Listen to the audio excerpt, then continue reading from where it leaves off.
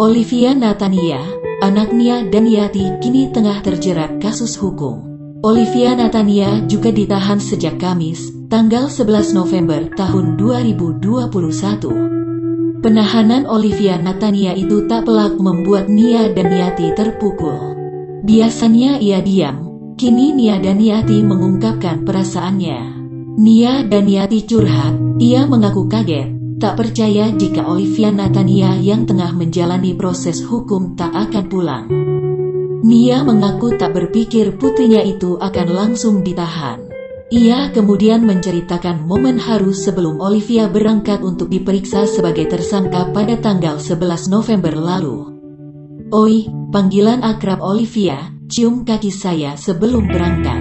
Terus cuci kaki saya dan minum air kaki saya. Dia minta maaf sama saya."